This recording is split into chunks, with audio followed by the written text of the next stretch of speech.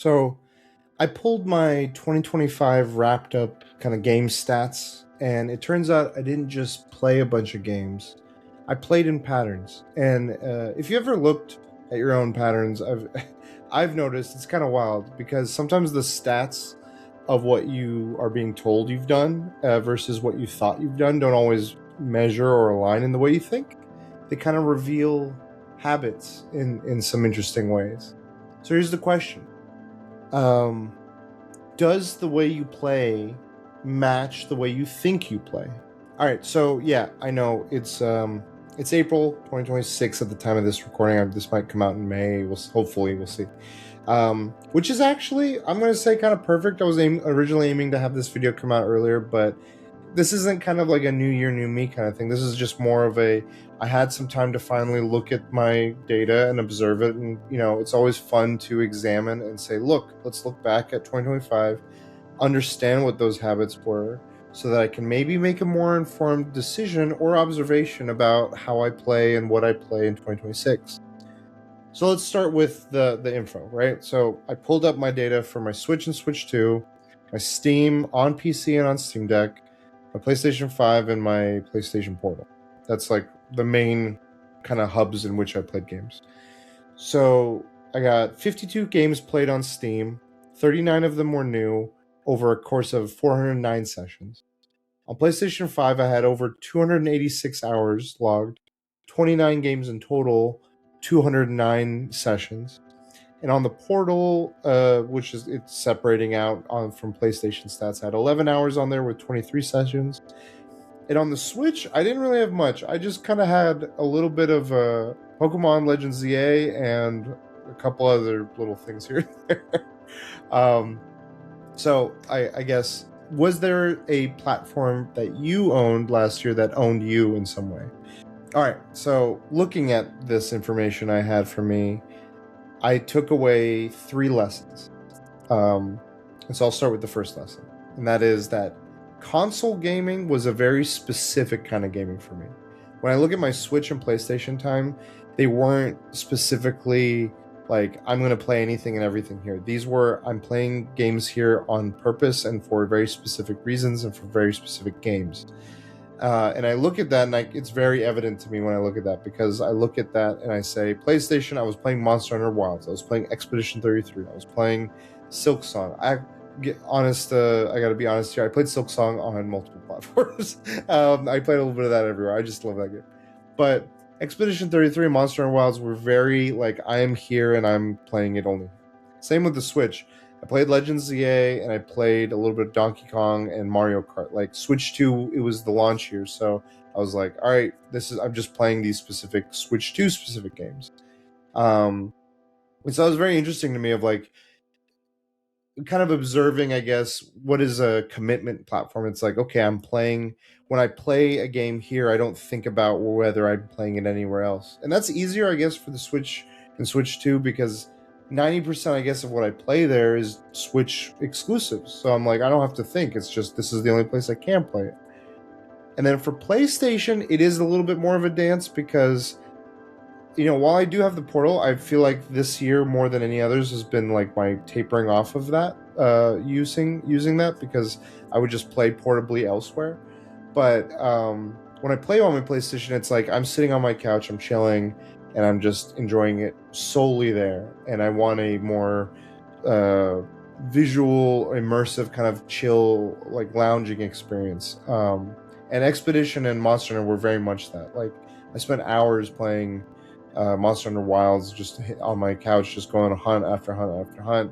And with Expedition 33, like, I was just I just wanted my TV up. It felt like a movie in a lot of ways. So those bigger spectacle kind of games, I definitely noticed I lean towards PlayStation for. I have a nice setup on my computer, but like, I'm not playing on my computer or on PC for that visual experience. I'm playing here just because of other reasons. So I thought that was very interesting, but I'm curious if you have a platform where you're like, I'm just playing it on there. But talking about Steam and PC, that goes into my second lesson that I learned. And that's that Steam was kind of like my buffet and tasting menu of sorts. it was very much the opposite. It's like, this is where I go for curiosity. This is where I go for palate tasting. This is where I go for like a little samplings of everything. It told me 52 games, 39 new. They weren't all finished. I was very much playing a ton. That includes like Next Fest demos. I played so many demos where I put maybe an hour or two into something. I sampled a bunch of games. I dipped in and out of stuff. I played little bits of things here. I also played a lot of multiplayer games on PC. That has been the most universal place where I've noticed a lot of my friends also join in on games. So the hours spent were when they're not sampling, it's when I'm playing multiplayer. But knowing that is the space where is most easily accessible for demos or for early access, that is where I would dip into it. And I really, it made sense. Like, I look back on it and I was like, yeah, this is kind of like that space. But I wonder if that's the case for other people too, because you don't see early access, or you don't see games. Demos are making a comeback, I'll say, because I see a lot of RPGs incentivizing people to try demos of their games and then carry progress over into the full. A lot of Square Enix games, a lot of Capcom games have been doing this. And other games that have like kind of JRPG or RPG kind of stylings. Metaphor is another big one for Atlas. So the idea of being able to sample something or taste something is always like, well, it's only available here, so then I'll go here for that, and I want to try a little bit of everything. So many indie games and demos that I tried on Steam. Like my Steam library is like 2 copies of every game, just because there's the one that I played the full of, and there's the demo version of it. But I thought that was a very interesting observation. And I'll say the last lesson, and this one is like, I would be remiss if it wasn't something like true about me. So I'm glad that the data very much holds it. But it was that handheld was king. The biggest thing I learned from all this was the time spent on my Steam Deck, the time spent on my Switch, and the time spent on my Portal. I think cohesively came together to kind of amount to more than any of the time I spent anywhere else. And that is very true about me. Like, I'm very aware of that. I guess I subconsciously, I kind of knew that. Like, I've always looked to ways to play things portably, whether it be any of these platforms or whether it be new devices. Last year, I got the Playdate, the little crank style game device that I love. I love the new way in which you can play. Recently, this year, I just got the AYN Thor, which I'm excited to spend some time with.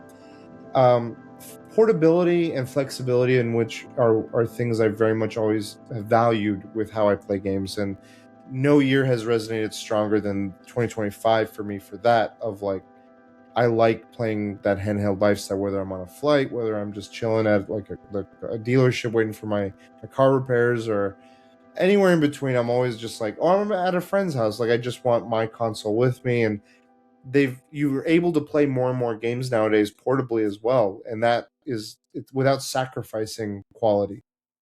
Granted, it's not 4K 120 frames per second experiences, and that's okay. I've realized I'm not that type of gamer. I've had many times where I've thought about wanting to get a PS5 Pro, for instance, or really getting a nicer graphics card, but every time I look at that, like, the hoops to enjoy it for me um are more than I'm willing to take for for the PlayStation higher def or the PC. Both of them require displays of which you need to also enjoy, and like that price tag, I think, hurts, makes me more reluctant more than anything else to jump through another hoop to be able to enjoy that level. And then again, I'm spread across. I know I'm an outlier in this way, that I play games across so many different platforms. That's not common. I'm very well aware of that.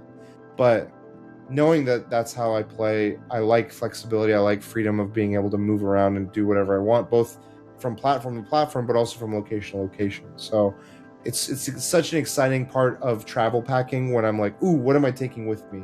Because that weekend then kind of turns into, here's my trip, or here's my whatever. I'm on the train to San Diego, or I'm doing a trip to Seattle or something. I'm not taking all of them with me. This trip is going to be the trip plus this console or this game or this thing, and I'm like, all right, cool. That's an exciting thing for me. So, what I guess is your leniency? Are you going into comfort? Are you going into flexibility? Are you going into portability. That's, I guess I leave 2025 notes and data thinking about what we learn about ourselves. It kind of shows us our behaviors. It shows us what our preferences are, whether they're preferences, whether they're platform preferences, and how we like to engage with games. I think that's ultimately kind of what this observation is how do we enjoy the things that we all enjoy in our own way. And it's April right now at the time of this recording. The year's already moving, and so I'm wondering, what do I do with this information now that I'm a little bit more? I'm made aware of new things, but also reinforcing other things. And I'm excited to make another video. I'm going to be doing a separate video just about my experience thus far in 2026 and my emphasis and direction and goals with 2026 and how I game in it. So be on the lookout for that. I'm going to share some of my plans and my journey thus far in part 2 of this 2-part kind of little mini series.